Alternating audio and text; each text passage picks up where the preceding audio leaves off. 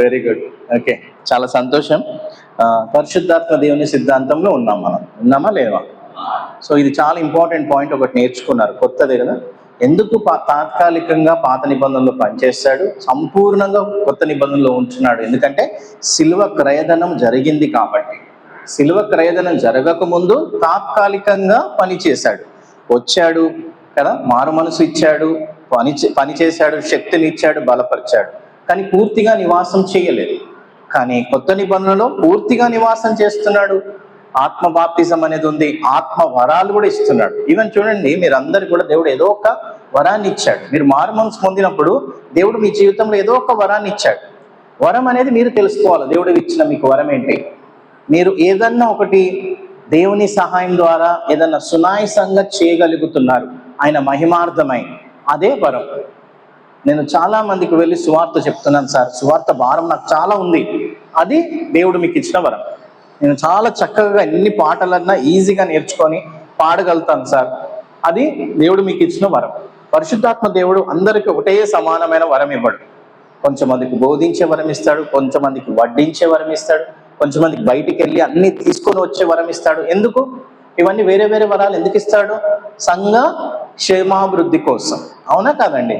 ఇప్పుడు కొంచెమంది ఈ ప్రోగ్రామ్ని అరేంజ్ చేస్తారు, కొంచెమంది ఫుడ్ ప్రిపేర్ చేశారు, కొంచెమంది మీకు వడ్డిస్తున్నారు, కొంచెమంది ఏర్పాట్లు చేస్తున్నారు, బ్రదర్ లీడ్ చేస్తున్నాడు, నేను టీచ్ చేస్తున్నాను. అందరికి వేరే వేరే వరాలు లేకపోతే పని అక్కడ జరగదు. అందరిని దేవుడు బోధకులుగా తయారు చేయలేదు, వినేవారిగా చేశాడు, కార్పెట్స్ పరిచేవారిగా చేశారు. సో మీ వరాలు ఏంటో మీరు తెలుసుకోవాలి. పరిశుద్ధాత్మ దేవుడు తప్పకుండా ప్రతి ఒక్కరు కూడా వరాన్ని ఇస్తారు. ఆ వరాన్ని ఎవరి కోసం వాడుకోవాలి?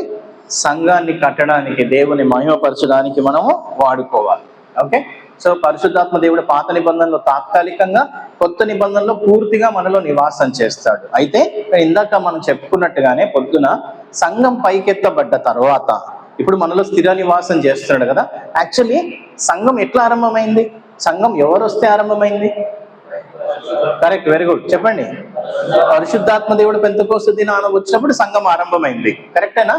పరిశుద్ధాత్మ దేవుడే సంఘాన్ని కొనిపోతాడు. పరిశుద్ధాత్మ దేవుడే సంఘాన్ని ఏం చేస్తాడు? కొనిపోతాడు. అంటే మళ్ళీ 7 ఏళ్ల శ్రమల కాలంలో పాత నిబంధన లాగా పనిచేస్తాడు. మళ్ళీ 7 ఏళ్ల శ్రమల కాలంలో ఎట్లుంటదండి పరిశుద్ధాత్మ దేవుని పని? ఇప్పటిలాగా కాదు, అప్పుడు టెంపరీగా పనిచేస్తాడు. అందుకే అది కష్టమైన కాలం. చూసారా? అంటే ఇవన్నీ బైబిల్ మనం చదివితే మనకు అర్థమవుతుంది, దేవుని యొక్క ప్రణాళిక ఇది. ఆ ప్రణాళిక ప్రకారంగానే అన్ని జరుగుతున్నాయి. సిలువ తర్వాత జన్మించిన వారిలో పూర్తి నివాసం చేయాలనేది దేవుని యొక్క ప్రణాళిక. కాబట్టి మనలో పూర్తిగా నివాసం చేస్తున్నాడు. పూర్తిగా నివాసం చేసి బైబిల్ ఇచ్చి సంఘం పెడితేనే తప్పిపోతున్నాం మనం. తప్పిపోతున్నామా తప్పిపోతలేమా? నేను చెప్తలేరు, మీరు తప్పిపోతున్నారా తప్పిపోతలేరా? పొద్దున్న యథార్థం గొప్పుతున్నారు, మేము చదువుతలేము, మేము మాన్యువల్ చదువుతలేము, మేము బైబుల్ చదువుతలేము, అందుకే మళ్ళీ మరలా చేస్తున్నాం. అసలు మనం ఎంత ధన్యులమో! మనలో పూర్తిగా నివాసం చేస్తున్నాడు. మనకు పూర్తిగా 66 పుస్తకాలు ఇచ్చినాడు, సంఘాన్ని ఇచ్చినాడు. ఏదో జంతువులను తీసుకొని రానక్కర్లేదు, ఏం తీసుకొని రానక్కర్లేదు. ఉన్న కానుక హృదయపూర్వకంగా ఇవ్వచ్చు. అంటే బ్రదర్ 1000 రూపాయలు ఇవ్వాలి అప్పుడు దేవుడు దీవిస్తాడా? అలా ఏం లేదు. మనం హృదయపూర్వకంగా ఏది ఇచ్చినా దేవుడు ఏం చేస్తాడు కదా. కానుకలు దేవుని కోసం కాదు, దేవుడు మన హృదయాన్ని చూస్తున్నాడు అంతే. కానుకలు దేవుని కావాలనా? ఇదంతా దేవుందే, భూమి అంతా దేవుందే, అందరు మనుషులు ఎవరిదండి? దేవుందే. మనం హృదయపూర్వకంగా దేవుడు ఇచ్చాడు, నెలంతా నెల మనకు సహాయం చేశాడు కాబట్టి కృతజ్ఞతగా మనము ఆయనకి ఇస్తున్నాము. ఆ విషయాన్ని మీరు గుర్తుపెట్టుకోండి. ఇంకోటి కూడా మీకు నేను చెప్తాను పరిశుద్ధాత్మ దేవుని గురించి. చాలా మంది ఈ దినాలలో అభిషేకము అనే పదాన్ని ఉపయోగిస్తున్నారా ఉపయోగించలేదండి. అంటే యాక్చువల్గా కరెక్ట్ నిర్వచనం ఏంటి అనేది నేను మీకు చెప్తున్నాను. చూడండి, క్రమబద్ధంగా నేర్చుకోవడం వేరే, కొంచెం జ్ఞానంతో అవగాహన ఉండడం వేరే. అవునా? మీరు ట్రైనింగ్ చేస్తారా నర్సుగా? ఎన్ని ఇయర్స్? 4 years చేశారు. సో సిస్టర్కి తెలుసు ఏ దానికి ఏ ఇంజెక్షన్ ఇవ్వాలనో కదా, ఏ దానికి ఏ మంది ఇవ్వాలనో డాక్టర్స్ కూడా తెలుస్తుంది. యాక్చువల్గా వాళ్ళు 5 సంవత్సరాలు చదివిన తర్వాత 1 year ప్లస్ గానే అప్రెంటిస్ చేస్తారు MBBS. అంత ఈజీ కాదు. MBBS చదివితే నిజంగా వాల్యూ లేదు మన దగ్గర, మళ్ళీ MD చదవాలి. మా ఇంటి దగ్గర ఉంటారు చాలా మంది మెడికోస్, పద్మారావు నగర్ అని, అందరు వచ్చి MD కోసం ప్రిపేర్ అవుతుంటారు. బాగా చదవాలి వాళ్ళు. అంటే 4-5 సంవత్సరాలలో మొత్తం ప్రతి అవయవం గురించి తెలుస్తుంది డాక్టర్స్కి. అందుకే వాళ్ళు జనరల్ ఫిజిషియన్, అన్నిటికీ అవగాహన ఉంటుంది కాబట్టి వాళ్ళు మందులు రాయగలుగుతారు. అభిషేకము అన్న పదం రాగానే చాలా మంది కొంచెం తర్జన భర్జన పడతారు. అసలు అభిషేకం ఏంటి అని చూస్తే మొదటి యోహాను 2వ అధ్యాయం వాక్యానుసారంగా మనం చూద్దాం. అంటే ఇవి కొన్ని తప్పుడుగా వేరే వేరే రకాలుగా చెప్పేవాళ్ళు ఉన్నారు, వేరే రకంగా చెప్పేవాళ్ళు ఉన్నారు. వాక్యం ఏం చెప్తుందో అర్థం చేసుకోవడానికి ప్రయత్నం చేద్దాం. ఏదన్నా ఈ వాక్యం అర్థం చేసుకోవడానికి మొదటి పుస్తకం ఇంపార్టెంట్. గమనించుట, వ్యాఖ్యానించుట, అన్వయించుకొనుట సూత్రాలు. మొదటి యోహాను 2వ అధ్యాయము 20వ వచనం. 20. మొదటి యోహాను 2వ అధ్యాయం 20.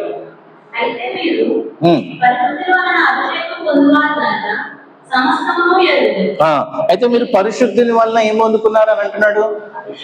అభిషేకము. అంటే దేవుని వలన మీరు అభిషేకం పొందుకున్నారు అని ఉంది. ఉందా లేదా? మా బైబిల్లో వేరే ఉంది సార్ అని అంటారా? లేదా ఇంకా వింటున్నారా? ఉందా లేదా? ఉందా? సో ఏంటండి ఈ అభిషేకం? పరిశుద్ధుని వలన అభిషేకం పొందుకున్నారు అంటే ఏంటబ్బా ఇది? కొంచెం చాలా విచిత్రంగా ఉంది కదా అని అంటే 27వ వచనం నుంచి చదవాలి. బైబిల్ చాలా విచిత్రమైనది. అందుకే ఇంకొక చాలా సూత్రాలు పొద్దున చెప్పిన. ఓకే, 20వ వచనంలో అభిషేకం గురించి రాసి కొన్ని వచనాలు ఏవేవో చెప్పి మళ్ళీ 27వ వచనం నుంచి అభిషేకం గురించి రాస్తాడు. చూడండి 27 చూడండి.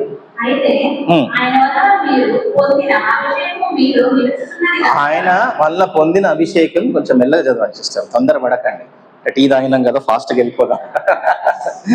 ఓకే, మీలో నిలుచుచున్నది కదా, ఆయన వల్ల పొందిన అభిషేకం మీలో ఏంటండి? నిలుచుచున్నది. ఓకే, ఇప్పుడు మీరందరూ కూడా తెలుసు నిలుచుచున్నది.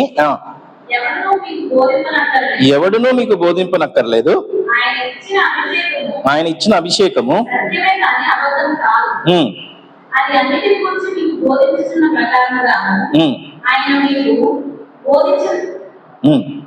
ఆయన మీకు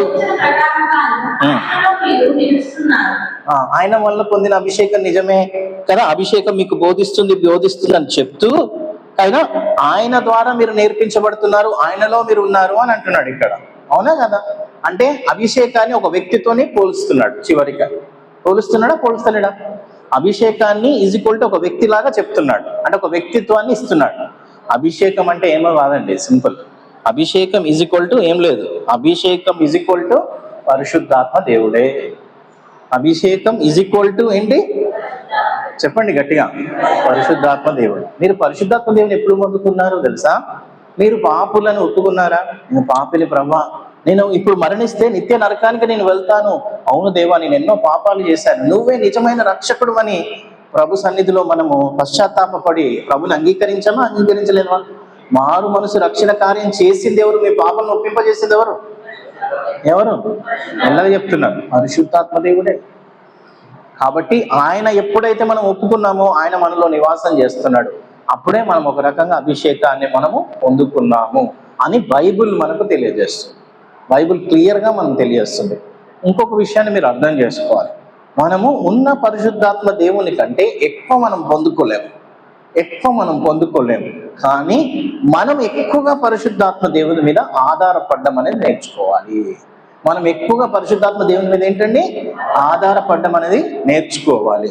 చూడండి, చాలాసార్లు కొన్ని విషయాలలో మనం దేవుణ్ణి ఆధారపడము, దేవుణ్ణి అడగము, కొన్నిసార్లు సొంత జ్ఞానాన్ని ఉపయోగిస్తాం. సో అందుకే ఏం చేయాలి తెలుసా? పరిశుద్ధాత్మ దేవుని మీద ఆధారపడుతున్న కొద్దీ మనం పరిపక్వతలోనికి ఎదుగుతాము. అండ్ అభిషేకం మీకు అన్నిటినీ బోధిస్తుందంట. అభిషేకం ఏంటి? పరిశుద్ధాత్మ దేవుడు ఇదన్నీ రాయించాడు. నేను పొద్దున్న కూడా చెప్పాను, ఏ గ్రంథం లేనికి యోగ్యత మనకుంది. ఏంటి ఆ యోగ్యత? వాక్యాన్ని చదివేటప్పుడు వాక్యమైన దేవుడు, పరిశుద్ధాత్మ దేవుడే మనలో ఉండి మనకు వాక్యాన్ని ఏం చేస్తాడు? నేర్పిస్తాడు, బోధిస్తాడు. సో కాబట్టి ఈ విషయాన్ని కూడా మనము గుర్తు పెట్టుకుందాం. అంటే కొన్నిసార్లు కొంచెం మంది మిస్లెడ్గా వేరే రకంగా వెళ్ళిపోవచ్చు, కానీ వాక్యానుసారంగా ఏంటి సత్యం అనేది నేను మీకు తెలియజేస్తున్నాను. ఉన్న పరిశుద్ధాత్మ దేవుని కంటే ఎక్కువ పొందుకోవాలన్నా కాదు, అది సరైన అవగాహన కాదు కదా. మనము ఆయనకు లోబడ్డం అనేది చాలా ఇంపార్టెంట్.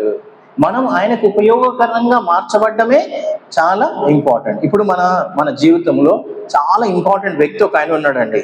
ఆయన ఎవరో కాదు, పరిశుద్ధాత్మ దేవుడు. ఆయన దగ్గరికి వెళ్ళి సజెషన్ అడగడము, ఆయన మీద ఆధారపడుతుంటే ఆయన చాలా హ్యాపీగా ఫీల్ అయ్యి మీకు ఏం చేస్తాడు?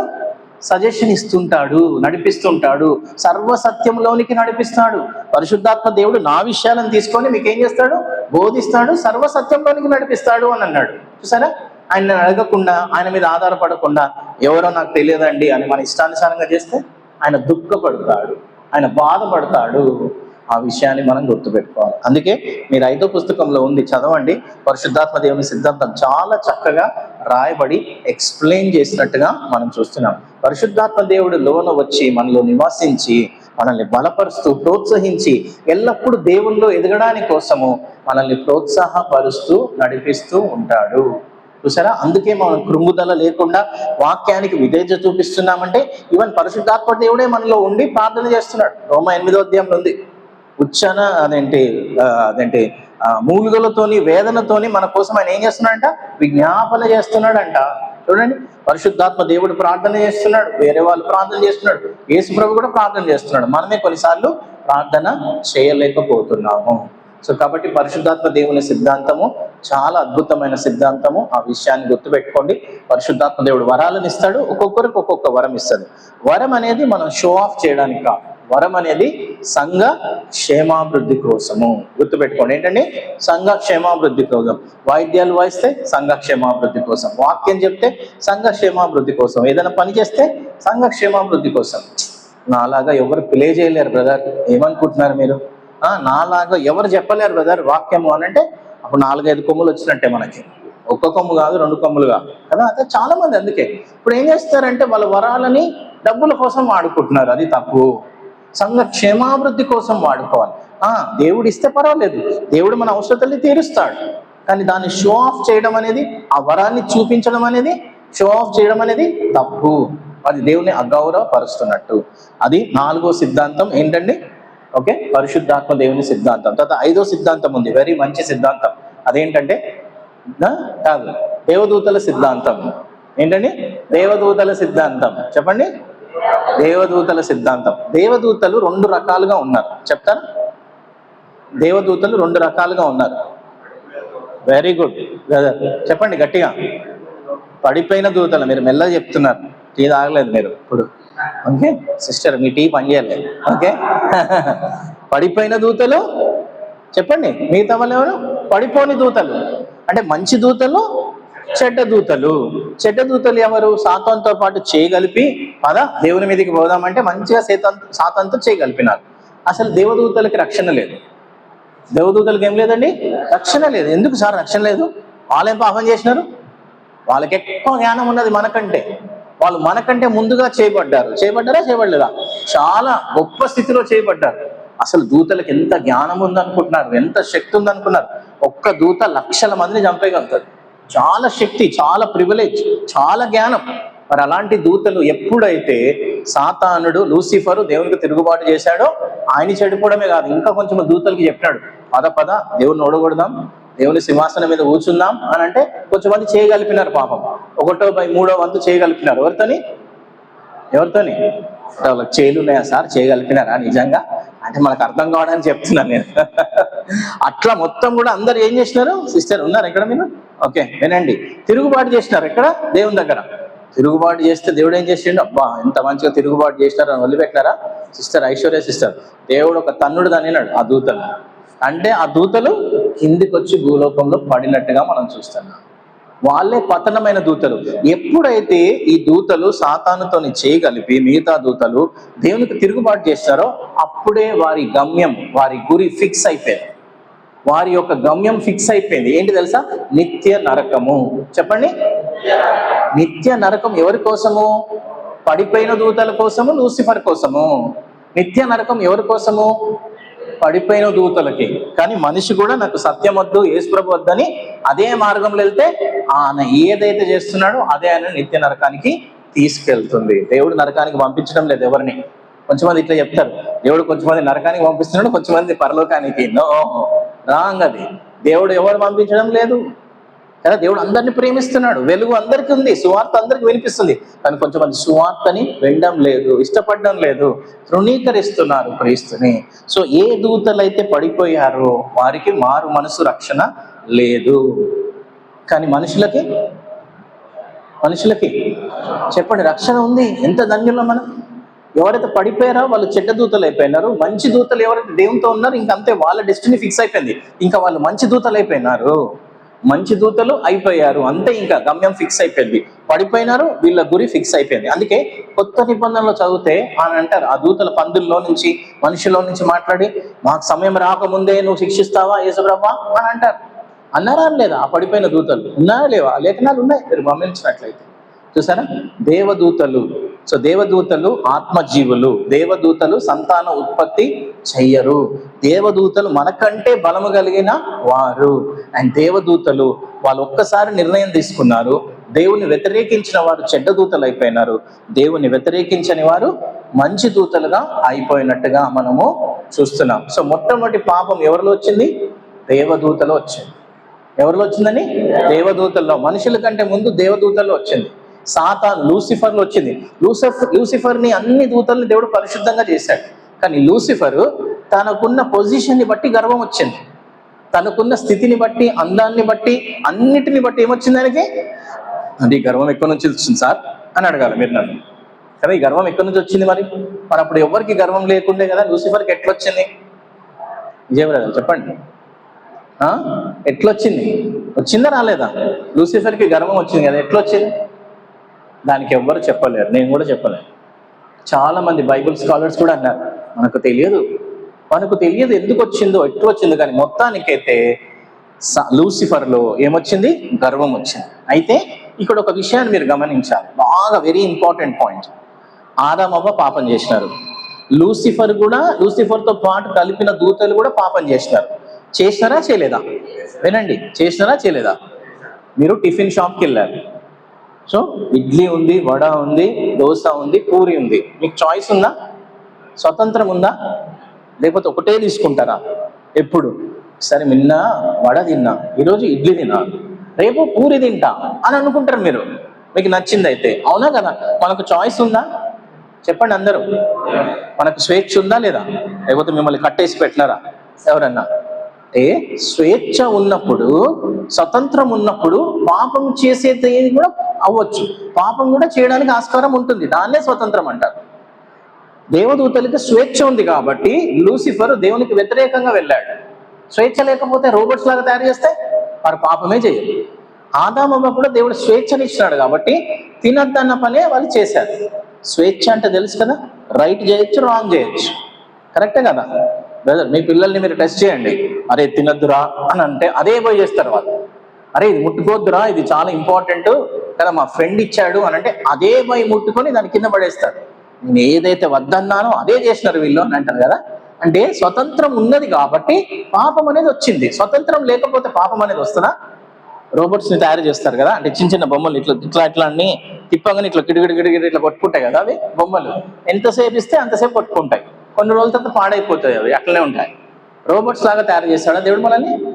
మంచి ఉంది, చెడు ఉంది. అట్లనే దేవదూతలకు కూడా చెడు చేసే ఆస్కారం ఉంది. కాబట్టి లూసిఫరు తనలో ఉన్న చెడ్డతనాన్ని, తనలో ఉన్న గర్వాన్ని పెంచుకొని దేవునికి తిరుగుబాటు చేశాడు. ఆయన చెడిపోవడమే కాదు, ఇంకా కొంచెం మంది దూతల్ని కూడా కలుపుకొని మనం కూడా తిరుగుబాటు చేద్దామని పతనమైన పడిపోయిన దూతలుగా ఆయన. అయితే లూసిఫర్ ఒక మంచి ప్లాన్ వేసినాడు. నేను ఎందుకు చెడిపోవాలి? కిందికి రాగానే భూలోకంలో ఎవరు కనిపిస్తున్నారు మంచిగా పరిశుద్ధంగా? ఎవరు కనిపించినారు? చెప్పండి బ్రదర్, అంత మొహమాట పడుతుందని అంటే మాకు ఎవరు కనిపించలేదు అన్నట్ట. తోటలో ఎవరున్నారు? మంచిగా ఆదామవ్వ ఉన్నారు. బా వీళ్ళు ఎంత మంచిగా ఉన్నారు, ఎంత హ్యాపీగా ఉన్నారు, మంచి కుటుంబం. అప్పుడు వెళ్ళి బగ్గున ఏం చేసినారు? మంచిగా వెళ్ళి కదా, లూసిఫర్ ఏం చేసినాడు? సర్పం రూపాన్ని ధరించుకొని సిస్టర్ దగ్గరకు వచ్చేసి అవ్వ దగ్గరికి, తినద్దన్నాడా? అవునా, నీకు తెలియదా? ఈ చీర కట్టుకుంటే ఎంత బాగుంటావు కదా, ఇది తింటే ఎంత జ్ఞానం వస్తుంది, ఇది నక్లెస్ వేసుకుంటే ఎంత మంచిగా ఇట్లా మంచిగా ఇదిగా ఉంటావు నువ్వు అంటే నేను మీ భాషలో చెప్తున్నా. అట్లనే అన్నాడు దేవుడు, మీ నుంచి మంచి దాచిపెట్టినాడు, ఇది తినండి, ఇది ఎంతో దీవెనకరంగా ఉంటుంది, మీ కళ్ళు తెరవబడతాయి, మీరు దేవుళ్ళలాగా అయిపోతారు అని అన్నాడు. అన్నాడా అనలేదా? ఒక విషయం చెప్తా చూడండి, శోధన ఎప్పుడైనా ఉన్న స్థితి కంటే ఉన్నతమైన స్థితికి వెళ్తారు అనేది శోధన. 1000 రూపాయల నుంచి 10,000కి వెళ్తారు కదా. మా దగ్గర 2,000 ఇన్వెస్ట్ చేయండి 20,000 వస్తాయి నీకు. యాప్లలో వాటిలలో వీటిలలో చెప్తుంటారు, నిజమా అది? 2,000 చేస్తే 20,000 ఎట్లా వస్తుందండి? అది మోసం అది. సో ఉన్న స్థితి కంటే ఉన్నతమైన స్థితిలోనికి వెళ్తారు అనేదే శోధన. పరీక్ష అనేది ఒక్కొక్క మెట్టు మనల్ని ముందుకు తీసుకెళ్తుంది. పరీక్షలేమో దేవుని నుంచి వస్తాయి, శోధనలేమో ఎవరి నుంచి వస్తుంది? సాతాను నుంచి వస్తుంది. అందుకే నువ్వు దేవుని కుమారుడువా, నువ్వు దేవుని బిడ్డవా, మరి ఎందుకు ఇట్లున్నది ఈ పరిస్థితి, ఎందుకు డబ్బులు లేవు, ఎందుకు ఈ కష్టాలు, కాబట్టి దేవుని వదిలిపెట్టాయి అని అంటాడు. అంతే కదా, దేవుని వదిలిపెట్టేసాయి, ఆరాధనకి పోకు, ఆదివారం పోకు, బైబిల్ చదవకు. పాపం ఎవరో ఈ అయ్యగారు హైదరాబాద్ నుంచి వచ్చినాడు, ఏదో చెప్తాడు ఆయన, మన పని మనం చేయాలి. నిజమే, సాతానుడు చాలా తెలియగలవాడు. సరే, అందుకే ఎప్పుడైతే సాతానుడు పాపం చేశాడో ఆదాము అవ్వని శోధించి అదే పాపంలోనికి వాళ్ళని లాగాడు, కాబట్టి ఆదాము అవ్వ ఉన్న పరిశుద్ధమైన స్థితి నుంచి అపరిశుద్ధమైన పాపపు స్థితిలోనికి వచ్చారు. అంటే ఈ పాపపు నైజం అనేది వాళ్ళు వచ్చింది ఇప్పుడు. కాబట్టి కయీను ఏబేలు ఇలాంటి నైజంతో పుట్టారు, ఏంటి, పాప స్వభావంతోనే పుట్టినారు. ఇప్పటి వరకు కూడా ఎవరు భూలోకంలో పుట్టినా పాప నైజంతోనే పుడుతున్నారు. అందుకే దావీదు కీర్తనకారుడు అంటాడు, తల్లి గర్భంలో నుంచే నేను పాపముగా ఉన్నాను, పాపిగానే నేను పుట్టినాను ఈ లోకంలో అని అన్నాడా లేదా? చూడండి, మన రక్తంలో ఉందండి పాపం, మన రక్తంలో ఉంది. ప్రతి అవయవం మనలో పనిచేయాలంటే రక్తం కావాలి, రక్తం లేనిది ఏ అవయవం పనిచేయదు. నర్స్ అంతేనా అండి? లేకపోతే ఏం పనిచేయదు. బ్లడ్ అంతా తక్కువ ఉందండి, బ్లడ్ ఎక్కియాలండి అని అంటారు, బ్లడ్ లేకపోతే లైఫ్ లేదు. చూసారండి? సో కాబట్టి బాగా మనం గమనించాలి. అపరిశుద్ధమైన స్థితిలో ఉన్న ఆదామవ్వ శోధనలో పడిపోయి అపరిశుద్ధమైన పాపపు స్థితిలోనికి వచ్చాడు. అయితే ఇప్పుడు ఇది రక్షణ సిద్ధాంతం మేము మీకు చెప్పేది. నేను పాపములో ఉన్న మనుషుడు తను తాను పరిశుద్ధమైన స్థితిలోనికి రాలేడు. తన సొంత ప్రయత్నం ద్వారా ఎన్ని చేసినా కూడా రాలేడు. అనేక మంది అనేక ప్రయత్నాలు చేస్తున్నారు కాబట్టి ఇన్ని ఇజమ్స్ లోకంలో ఉన్నాయి కదా. హైందవ మతము, ఈ ముస్లిము వాళ్ళు, ఇది బౌద్ధ మతం, అన్ని మతాలు ఉన్నాయి. ఇవన్నీ ఉన్నాయి కదండి. ఇవన్నీ మార్గాలు అవన్నీ మనుషులు కనుక్కున్నారు దేవుణ్ణి వెతకడానికి, దేవుణ్ణి చేరడానికి. కరెక్టా కదా? దేవుణ్ణి చేరడానికి. వీటన్నిటి ద్వారా చేరుతారా? ఇప్పుడు మనం అపరిశుద్ధమైన స్థితిలో ఉన్నామండి, మన సొంత ప్రయత్నాల ద్వారా పరిశుద్ధంగా అయిపోతామా? అవ్వలేము. పరిశుద్ధంగా అవ్వాలి, రక్షణ పొందుకోవాలంటే ఒకే ఒక మార్గం ఉంది. అందుకే ఒక పాట కూడా ఉంది, ఒకే ఒక మార్గము లేదు వేరే మార్గం. విన్నారా? క్రీస్తేసే మార్గం అని ఈయులో ఉంటుంది, ఈయు పాట కదా. ఓన్లీ యేసు ప్రభు ద్వారానే నువ్వు అపరిశుద్ధుడిగా ఉన్న వ్యక్తివి, పాపివి, క్రీస్తుని విశ్వసించడం బట్టి మళ్ళీ నువ్వేమవుతావు? పరిశుద్ధుడవి అవుతావు. అంటే క్రీస్తు మధ్యవర్తిగా నీకు ఉంటాడు కాబట్టి దేవునితోని నీకు ఏమైంది? మళ్ళీ సంబంధము ఏర్పాటు అయ్యింది. క్రీస్తు తప్ప మీకు రక్షణ లేదు. సో కాబట్టి ఇది రక్షణ సిద్ధాంతం. అండ్ రక్షణ ఎక్కడికి పోదు. అయిగా నేను పాపం చేసిన రక్షణ పొందుకున్న తర్వాత రక్షణ పోతుందా? కొంచెమంది అలా చెప్పొచ్చేమో, కొంచెమంది ఆ రకంగా వేరే రకంగా ఏమన్నా అనొచ్చేమో. రక్షణ పోతుందా? ఇప్పుడు మీ పిల్లలు తప్పు చేశారండి, మీ పిల్లలు బాగా అల్లరి చేశారు, మీరు చెప్పిన మాట వినలే, బాగా అల్లరి చేశారు. అప్పుడు కదా, అప్పుడు మీరు కొట్టారు వాళ్ళని కదా, అప్పుడు మీరు వాళ్ళని కొట్టినారు, తప్పు చేసినందుకు కొట్టినారు. కొడితే అన్ని ప్యాక్ చేసుకొని అన్ని పెట్టుకొని వెళ్ళిపోతారా? అయిపోయింది, mummy daddy tata bye bye, suitcase వదిలేసుకొని ఇంకా నేను వెళ్ళిపోతున్నాను, తప్పిపోయిన కుమారునిలాగా, తప్పిపోయిన కుమార్తె లాగా అని వెళ్ళిపోతారా? కొట్టినారనుకో, వాళ్ళు చేసిన తప్పుకి ఏం చేస్తారండి వాళ్ళు? వెరీ గుడ్, ఏం చేస్తారు? ఏడుస్తారు. ఇంకా ఇంకా వాళ్ళు బాధపడతారా, మనం బాధపడతామా? మనం బాధపడతాం, బ్రదర్ బాధపడుతున్నాడు, ఓకే వెరీ గుడ్. ఇంకా ఓకే మంచిదే, మనం బాధపడుతున్నాం మనం కొట్టినందుకు, ఓకే వెరీ గుడ్, పర్లేదు మంచిదే. ఇంకా ఇంకోటి చేస్తారు ఒకటి, తప్పులు తెలుసుకోవడానికి మనం కొట్టినాం కరెక్టే, వాళ్ళు తప్పు తెలుసుకుంటారా? ఒకటి చేస్తారు, పిల్లల నుంచి ఒకటి చేస్తారు. మనం కొట్టినాము, వాళ్ళు చిన్న పిల్లలే, ఏం చేస్తారు? వెరీ గుడ్, చెప్పండి. వెరీ గుడ్, కరెక్ట్, ఇద్దరు కరెక్ట్, మీరు కరెక్ట్ మదర్స్. ఓకే, అలుగుతారు, అలిగి కొన్నిసార్లు కొంచెం సేపు మాట్లాడరు, భోజనం పెడితే కూడా తినరు. వద్దు నాకు, ఎందుకు వద్దాం అని అంటారు. అంటే మీ పిల్లలే కొంచెం సేపు వరకు ఏం చేస్తారు? అలిగి తినకుండా ఉంటారు. కానీ ఒక్కసారి మెల్లగా సురు అంటుంటే, మమ్మీ డాడీ అన్నం పెట్టావా అని అంటారు. ఇప్పుడు ఏదైతే ప్లేట్ ఇట్లా అని అనేస్తారో మళ్ళీ ఆకలిస్తుంది పెట్టు అని అంటారు. అంటే కొంచెం సేపు మీరు కూడా బ్రదర్ చెప్తున్నట్టు కూడా కరెక్టే, మనం కొట్టినందుకు మనం కూడా కొన్నిసార్లు బాధపడతాం. వాళ్ళు అలుగుతారు, కొన్ని గంటలు వాళ్ళు ఒకవేళ ఏడవచ్చు, కొన్ని గంటలు వాళ్ళు మనతో సహవాసం కలిగి ఉండరు. విశ్వాసి దేవునికి పాపం చేస్తే రక్షణ పొందుకున్న తర్వాత సహవాసం పోతుంది, సంబంధం పోదు. ఏం పోదు? సంబంధం పోదు. ఓకే, చెప్పండి. విశ్వాసి పాపం చేస్తే, మళ్ళీ విశ్వాసి పాపము చేస్తే దేవునితోని సహవాసాన్ని కోల్పోతాడు, సంబంధాన్ని కోల్పోడు. అది సో కాబట్టి రక్షణ ఎక్కడికి పోదు అంటే, కాబట్టి పాపం చేయాలా? అట్లా ఏం చెప్తాను లేదు బైబిల్. దేవుడు నిన్ను లోకము నుంచి వేరు చేసి పిలుచుకున్నాడు. దేనికోసము? యాక్చువల్గా మీరు చూడండి, రక్షణలో ఏంటంటే పాపపు మార్గంలో ఉండే, పాపము మార్గం నుంచి రక్షణలో పరిశుద్ధత అనే మార్గంలో ట్రాక్ లో పెట్టినాడు. అర్థమవుతుందా? పాపపు మార్గంలో ఉండే రక్షణ పొందుకున్నప్పుడు పరిశుద్ధమైన మార్గంలో పెట్టబడినాం. పరిశుద్ధమైన మార్గంలో పెట్టబడ్డాం అంటే మనం దినదినం ఏం చేయబడుతుండాలి? పరిశుద్ధత మార్గంలోనే నడుచుకుంటూ వెళ్ళాలి. చూసారా? అందుకే మనం తక్కువ పాపం చేస్తున్నాం. ఇప్పుడున్న వాళ్ళు ఎవరన్నా వెళ్ళి, బ్రదర్ లాస్ట్ ఇయర్ నేను బ్యాంకు దొంగతనం చేసిన తెలుసా? దొంగతనం చేసినారా? ఎవరు చెప్తలేనండి. దొంగతనం చేశారా మీరు బ్యాంకుని వెళ్ళి? ఏం దొంగతనం చేయలేదు మనం కదా. మనం వెళ్ళి ఎవరినైనా చంపామా? ఏ బ్రదర్ మీరు ఏం చెప్తలేరు, అయిపోయింది ఇంకా లాస్ట్. మిగతా వాళ్ళు సిస్టర్స్ మీరు వెళ్ళి ఎవరినైనా చంపినారా అండి? కత్తితో పొడిచి? సిస్టర్ పొడచలేదు, మనం ఎవరిని చంపలేదు, అట్లాంటి తప్పులు ఏం చేయలేదు. కానీ కొంచెమందిని కొన్ని మాటలు అన్నాం కత్తిలాగా, నీ ముఖం కూడా కనిపించదు నాకు అని అన్నాం మనం. అంటే అట్లా అంటాం మనం. అది అది అది కూడా పాపమే కదా, అది కూడా పాపమే కదా, పొడిచినట్టే కదా.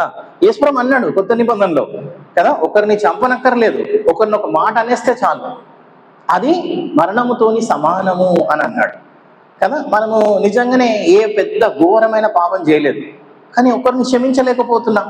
వాళ్ళు అన్న మాటలు గుర్తుకొస్తున్నాయి, వాళ్ళని క్షమించలేకపోతున్నాం. వాళ్ళు ఇట్లా వస్తే మనం ఇట్లా పోతున్నాం. కరెక్టా కాదా? మరి చూసారా? అంటే విశ్వాసికి ఎప్పుడు పాపంతో పోరాటం ఉంటుంది. అపరిశుద్ధమైన రక్షణ పొందుకొని పరిశుద్ధత అనే ట్రాక్ లో పెట్టబడిన నీవు ప్రతి దినం నీకు ఆత్మీయమైన పోరాటము ఉంటుంది. మీరు పాపంతో పోరాడుతున్నారా? మీ శారీరక బలహీనతతో పోరాడుతున్నారా? పోరాటం లేదా? విశ్వాసులకే అంతర యుద్ధం ఉంటది, ఆత్మీయమైన పోరాటం. మన శరీరానికి, పరిశుద్ధాత్మ దేవుడు చెప్పే మాటలకి. అంతేనే కదా. ఇప్పుడు పరిశుద్ధాత్మ దేవుడు అంటాడు, సార్ పొద్దున వచ్చి చెప్పినాడు కష్టపడి వాక్యం చదువు అని అంటాడు. పరిశుద్ధాత్మ దేవుడు కూడా గుర్తు చేస్తాడు. మీరేమంటారు? మన శరీరం ఏమంటది? సార్ చెప్పినాడు, మనం ఏం చేయాలి? మంచిగా తిన్న తర్వాత నిద్ర వస్తుంది, పండుకోవాలా. మన శరీరం చెప్తుంది, ఏం చదువుతావులే అని అంటది. ఏం లేస్తావులే, పొద్దున్నే లేసి ఏం ఉపవాస ప్రార్థన చేస్తావు? వారానికి ఒకసారి ఉపవాసం ఉంటే మంచిదంట ఆరోగ్యానికి. ఏం ఉపవాసం ఉంటాం లేదు, శరీరం అంటది ఇంత ఆకలిస్తుంది, అంత మంచి పునుగులు ఉన్నాయి, అంత మంచి ఆహారం ఉంది, ఫ్రూట్స్ ఉన్నాయి, ఇవి ఉన్నాయి, అవి ఉన్నాయి, ఇక్కడ పక్కనే చేపలు ఉన్నాయి కదా, ఫిష్ షాప్ ఉంది. ఓకే, ఎందుకు? తిను, మంచిగా తినుము, సుఖించుము ప్రాణమా అని అన్నాడు కదా ఆ ధనవంతుడు. సో మన శరీరానికి, ఆత్మకి ఎప్పుడు కూడా ఏముంటుంది? విశ్వాసులకే ఆత్మీయమైన పోరాటం ఉంటుంది. మీకుందా లేదా? అమ్మగారు మీకుందా? ఉంది కాబట్టి విశ్వాసులం. లేని వాళ్ళు హ్యాపీగా పాపంలో మునిగి తేలుతున్నారు. వాళ్ళు మోసం చేస్తారు. ఆయనకి 300కి అమ్మినా, ఇప్పుడు వచ్చిన ఆయనకి సారికి పాపం చాలా అమాయకుడు ఉన్నాడు, 500కి అమ్మేసిన అదే చేపని. వాళ్ళు మోసం చేస్తారు, వాళ్ళ మనస్సాక్షి ఉండదు, అబద్ధం చెప్తారు, పాపంలోనే మునిగి తేలుతుంటారు వాళ్ళు. మనము తప్పు చేయగానే పరిశుద్ధాత్మ దేవుడు అంటాడు, తప్పు చేసినావు, ఎక్కువ మాట్లాడినావు అక్కడ, ఒప్పుకో అని అంటాడు పరిశుద్ధాత్మ దేవుడు. అంటాడా అనడా? ఎస్, పరిశుద్ధాత్మ దేవుని కలిగిన వారే నిజమైన విశ్వాసులు. పరిశుద్ధాత్మ దేవుడు ఒప్పింపజేస్తూ ఉంటాడు కాబట్టి మనం కడగబడుతూ ఉంటున్నాం. ఈ ఆత్మీయమైన జీవితంలో పరిశుద్ధపరచబడుతున్న కొద్దీ తప్ప పాపం చేస్తాం అండ్ వెంటనే మనం ఒప్పుకుంటాం. అందుకే నేను మీకు చెప్పిన, విశ్వాసులం అయితే 10 గంటలకు పాపం చేస్తే 10:30కే ఒప్పుకోవాలి. దేవుని కృప మీద మనం ఆధారపడాలి. ఆత్మీయంగా ఎదుగుతుంటే ఈ బలహీనతలన్నింటినీ కూడా మనం ఏం చేయగలుగుతాము? అధిగమించగలుగుతాము. రక్షణ ఎప్పుడు ఎవరికి పోదు, ఎందుకంటే రక్షణ దేవుడిచ్చిన ఉచితమైన వరము. దేవుడిచ్చిన ఏంటి? ఉచితమైన వరము. రక్షణకి ఒక గొప్ప మంచి లేఖన భాగం ఉంది. ఎంత గొప్ప లేఖన భాగం అంటే, అసలు మన రక్షణ ఎక్కడ పోదు అన్న దాని కొరకు రోమిల్ రాసిన పత్రిక 8వ అధ్యాయం. ఎందుకంటే చాలా మంది రక్షణ విషయంలో కూడా చాలా మంది భయపెట్టిస్తుంటారు. ఇట్లా చేస్తే పోతుంది, అట్లా చేస్తే పోతుంది. ఇంకా కొంచెం మంది అనొచ్చు, నువ్వు దశం భాగం ఇవ్వకపోతే నీ రక్షణ పోతుంది అని అనొచ్చు. అంటున్నాను, మీరు అంత దశం భాగం చుట్టే తిరుగుతుంది ఈ దినాలలో బోధ కదా. కొంచెమంది అట్లా భయపెట్టిస్తున్నారు. రోమిల్ రాసిన పత్రిక తప్పుగా చెప్తున్నారు. రోమిల్ రాసిన పత్రిక 8వ అధ్యాయం 37వ వచనం నుంచి మెల్లగా చదవండి సిస్టర్. రోమా 8:37 నుంచి.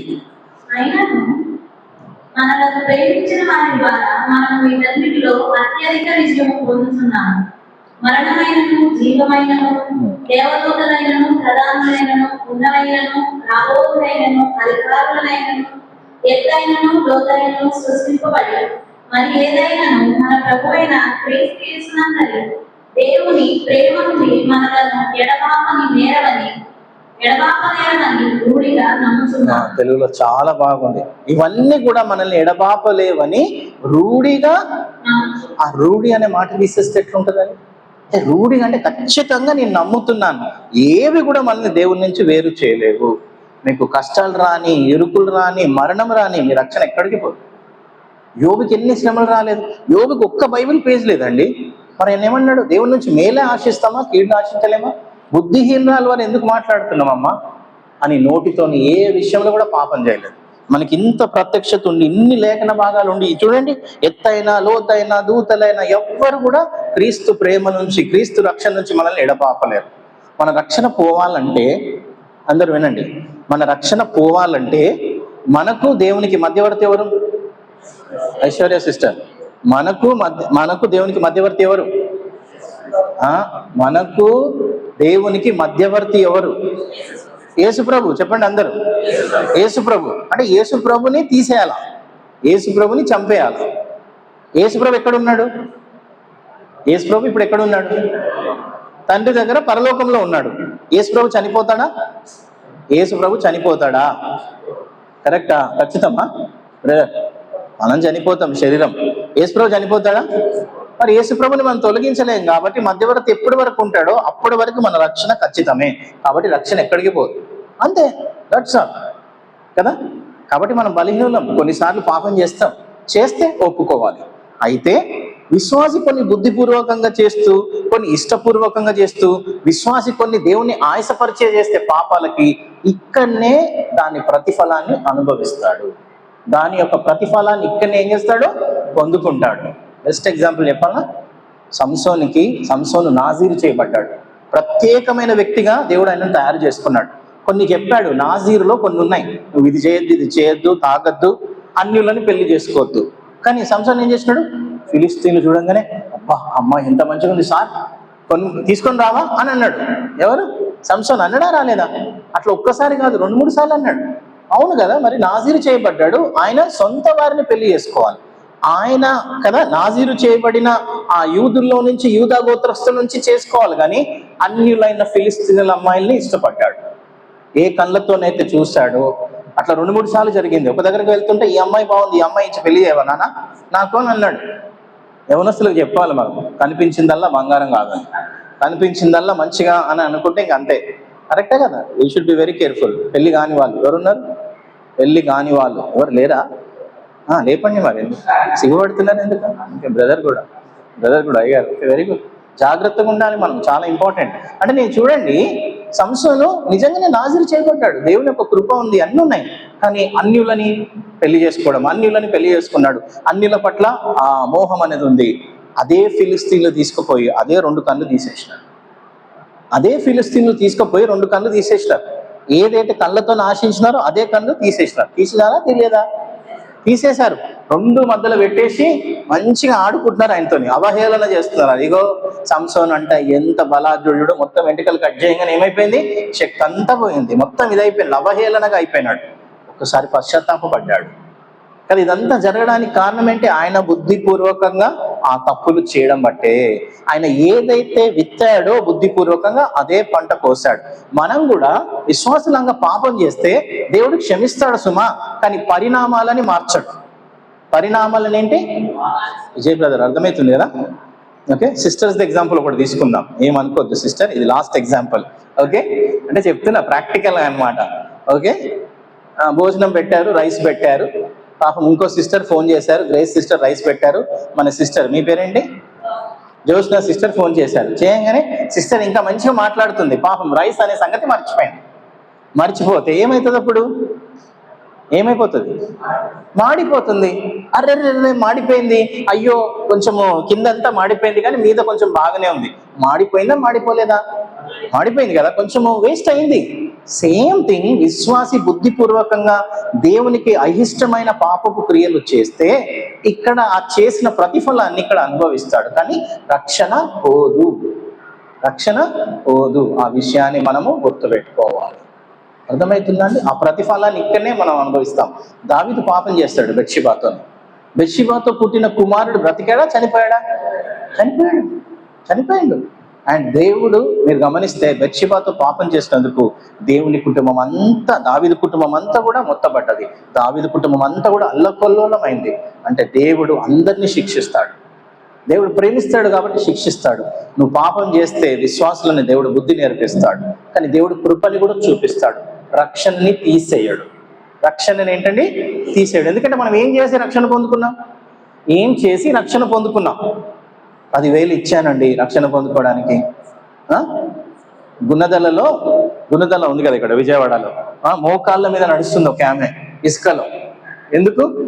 మేరీ మాత నాకు పుణ్యం చూపించాలి, నాకేదో రావాలి అన్నట్టుగా చాలా మంది చేస్తున్నారు. అవునా? ఆమె కూడా పాపాత్మురాలే, ఆమె కూడా పాపం చేసింది కాదా? మరియా మీద ఎన్నో పాటలు ఉన్నాయి కేథలిక్ సంఘంలో, మీరు వింటే పరిశుద్ధురాలు, పవిత్రురాలు అని ఎన్నెన్నో మంచి మంచి పాటలు ఉన్నాయి. పుణ్య స్త్రీ, పవిత్ర స్త్రీ అని పాటలు ఉన్నాయి. వినలేదా మీరు? ఎప్పుడైనా విన్నారా? ఇంత మంచి మంచి పాటలు యేసు ప్రభువు మనం ఎలా పాటలు ఉన్నాయో అలా మంచి మరియా మాత గురించి ఉన్నాయి. తప్పు మరియా అన్నది కదా, నేను దాసురాల్ని, నేను ప్రభు దాసురాల్ని, యేసు ప్రభు నా రక్షకుడు అన్నది. నా రక్షకుని నేను బట్టి సంతోషిస్తున్నాను అని అన్నాను. కానీ ఎంత బాధకరమైంది. సో కాబట్టి మనం గుర్తుపెట్టుకోవాల్సింది ఏంటంటే, మనం పాపం చేస్తే దాని పరిణామాలను ఇక్కడ అనుభవిస్తాము. పాపం చేయకుండా పాపంపై విజయం పొందుకోవడానికి వాక్యాన్ని ఇచ్చాడు, సంఘాన్ని ఇచ్చాడు, పరిశుద్ధాత్మ దేవుణ్ణి ఇచ్చాడు. అవును, ఇచ్చాడా ఇవ్వలేదా? సో కాబట్టి యుద్ధంలో విశ్వాసి పాపంతో పోరాడుతాడు, పరిశుద్ధాత్మ దేవుడు ఉన్నాడు కాబట్టి ఆయన మీద ఆధారపడుతున్నా కొలది వెళ్తుంటే మనం పాపాన్ని జయిస్తాం.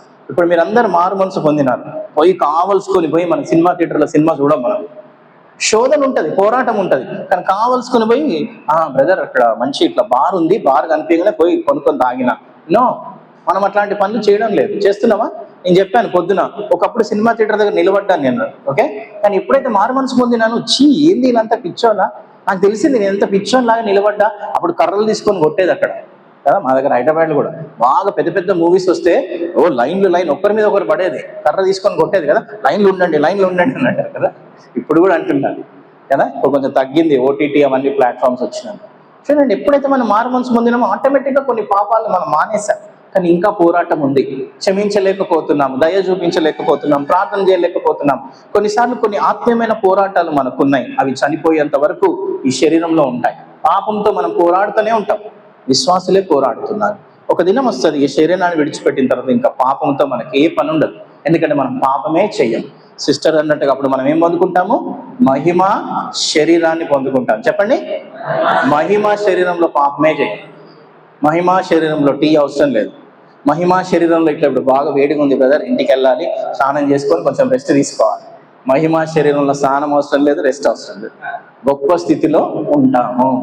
అది మనం తప్పనిసరిగా పొందుకుంటాం. ఇప్పుడు ఈ శరీరంలో ఉండి మహిమా శరీరం గురించి మనం ఆలోచిస్తున్నాం, నిత్యత్వం గురించి మనం నేర్చుకున్నామా నేర్చుకోలేదా కదా? నూతన యెరూషలేమని అండ్ ఇది నూతన పట్టణం ఉంటుందని ఇవన్నీ నేర్చుకుంటున్నాం. ఇవన్నీ నెరవేర్చబడతాయా? నెరవేర్చబడయా? Very good brother. Okay, news వీడికి సార్ వచ్చారు, ఫలాని డేటు, ఈరోజు మార్చ్ ఎంత, 26కి వచ్చి మాకు అన్ని చెప్పారు అని గుర్తుంటాయేమో సార్? నిత్యత్వంలో గుర్తుంటాయి. అని మన భక్తుల్నే మనం కలుస్తాం. ఓకే, పౌల్ గారిని కలవాలని సార్, నాకు యోబ్ గారిని కలవాలని, వాళ్ళందరినీ కలుస్తాం మనం. ఓకే, ఎంతో మంది వీరులని, వీళ్ళందరితో మనం ఏం చేస్తాము? మాట్లాడుతాము. సో మీరు మాట్లాడాలనుకుంటున్నారా? అంతే కదా. సో మీరు విశ్వాసులే నేను అనుకుంటున్నాను కాబట్టి అక్కడ కలుసుకుందాం అప్పుడు తర్వాత కదండి. మీరు విశ్వాసులే కాబట్టి అక్కడ మనం కలుసుకుందాం. చివరిగా ప్రకటన గ్రంథం 21 అన్ని ఇంచుమించు మిగతా సిద్ధాంతాలు కూడా చెప్పేశాను. పాపపు సిద్ధాంతం, మానవుని సిద్ధాంతం, రక్షణ, ఓకే, సంఘ సిద్ధాంతం కూడా కొన్ని పాయింట్స్ చెప్పినా మీకు.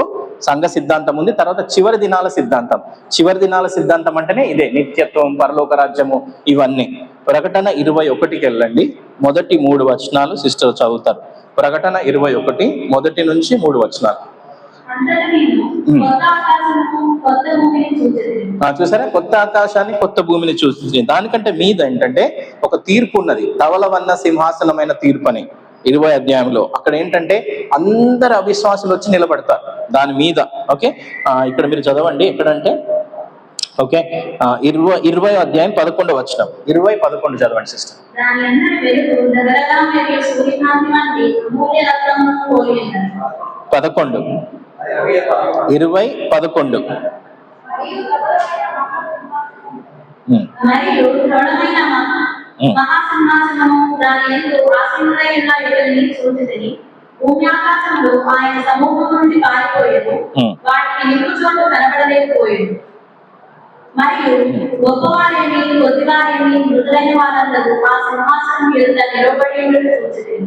అప్పుడు గ్రంథము విప్పబడేది, మరియు జీవ గ్రంథమును వేరొక గ్రంథము విప్పబడేది. ఆ గ్రంథముల యందు వ్రాయబడిన వాటిని బట్టి తమ క్రియల చొప్పున మృతులు తీర్పు పొందింది. సముద్రము తనలో ఉన్న మృతులను అప్పగించింది. మరణమును పాతాళమును వాటి వశములో ఉన్న మృతులను అప్పగించింది. వారిలో ప్రతి వాడు తన క్రియల చొప్పున తీర్పు పొందింది. మరణమును మృతుల లోకమును అగ్నిగుండంలో పడవేయబడ్డాడు. ఈ అగ్నిగుండము రెండవ మరణం. ఎవరి పేరైనను జీవగ్రంథములు రాయబడినట్టు కనబడని ఎడల వాడు అగ్నిగుండంలో పడవేయబడను. సరే, అగ్నిగుండంలో పడవేయబడను. ఇదే నరకం. అందరూ ఆ పడిపోయిన దేవదూతలు, లూసిఫరు, అందరూ ఆదాం నుంచి మొదలుకొని 1000 ఏళ్ల పరిపాలన వరకు అవిశ్వాసాలు అందరూ ఇక్కడ వచ్చి నిలబడతారు. ఓకే, వాళ్ళందరూ చాలా మటుకు ఎక్కువ శాతం దీంట్లో ఈ తీర్పు జరిగినప్పుడు కొంచెం మటుకే ఉంటారు, కానీ మిగతా వాళ్ళందరూ కూడా ఈ అగ్నిగుండంలో వేయబడతారు. వీళ్ళందరూ అవిశ్వాసం. ధవలవర్ణమైన సింహాసనమైన తీర్పు ఇది అయిపోయిన తర్వాత 21వ వచనం ఇందాక సిస్టర్ చదివారు. మరి నేను కొత్త భూమిని కొత్త ఆకాశాన్ని, ఓకే చూడండి 21:1 వచనం నుంచి. అందరూ నేను కొత్త ఆకాశము కొత్త భూమిని చూచితిని. మొదటి ఆకాశము మొదటి భూమి గతించిపోయాయి, సముద్రము ఇకను లేదు. మరియు నేను నూతనమైన యెరూషలేము అను ఒక పరిశుద్ధ పట్టణము తన భర్త కొరకు అలంకరించబడిన పెళ్లి కుమార్తె వలె సిద్ధపడి పరలోకమందున్న దేవుని యొద్ద నుండి దిగి వచ్చుట చూచితిని. అప్పుడు ఇదిగో దేవుని నివాస మనుషులతో కూడా ఉన్నది. కరెక్ట్ గా చదవండి. ఇప్పుడు దేవుని నివాసము మనుషులతో కూడా ఉన్నది. ఓకే, ఇదిగో దేవుని నివాసము మనుషులతో కూడా ఉన్నది. ఆయన వారితో కాపురముండు, వారు ఆయన ప్రజలైనడు. దేవుడు తానే వారి దేవుడైంది, వారికి తోడైండు.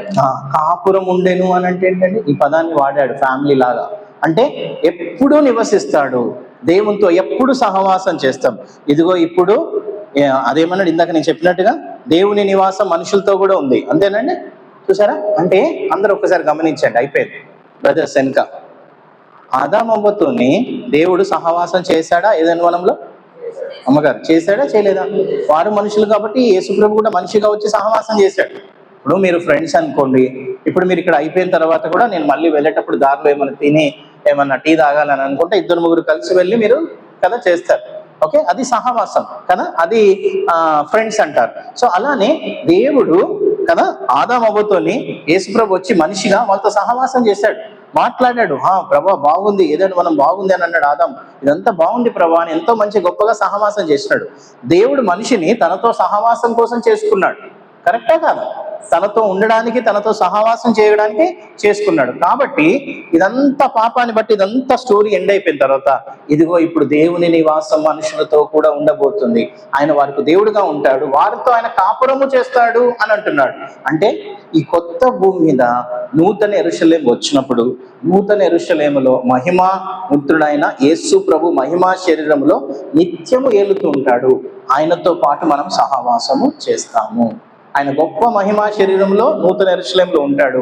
ఆయనతో మనం గొప్పగా నిత్యము సహవాసము చేస్తాము. అంటే ఈ భూమినే కొత్తగా చేసి దీని మీదనే మనము నివసిస్తాము. అంటే నిత్యత్వం ఎక్కడ గడుపుతాము?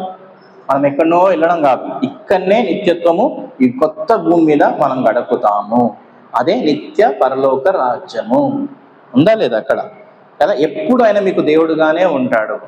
అది మనం చూసినట్లయితే, అంటే ఏదేను వనములో ఏ సహవాసం అయితే కోల్పోయిందో అది దేవుడు మళ్ళీ కలిపి అందరు విమోచింపబడిన వారు, ఆదాం నుంచి మొదలుకొని 1000 ఏళ్ల పరిపాలన వరకు యూదులు అన్యులు అందరు రక్షింపబడిన వారందరూ మహిమా శరీరంలో సహోదరులాగా ఉంటారు. మళ్ళీ పిల్లలు పుట్టడం అట్లా ఉండదు నిత్యత్వంలో. ఓకే, ఈ ఫిజికల్ గా ఉండం కదా, మహిమా శరీరంలో ఉంటారు కాబట్టి పిల్లలు పుట్టడం అనేది ఉండదు.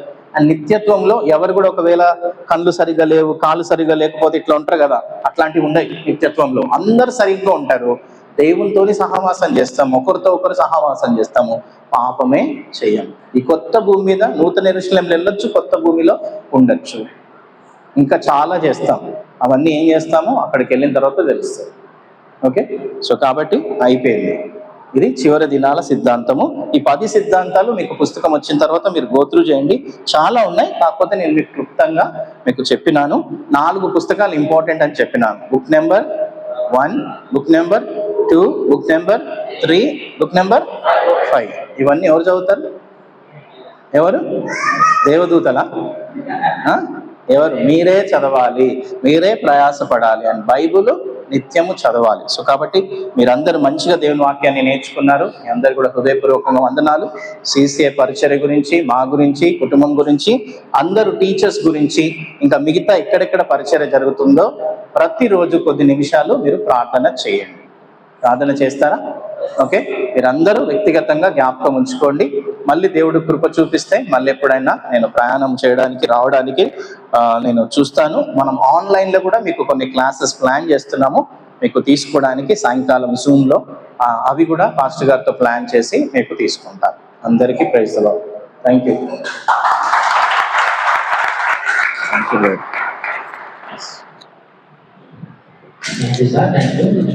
చాలా పంచుకున్నారు. మరి ఒకసారి చప్పట్లు కొడదాం.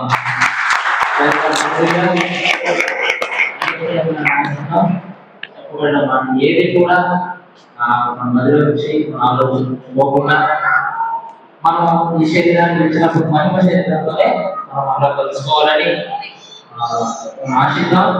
డైరెక్ట్ సార్ చెప్పినట్లుగా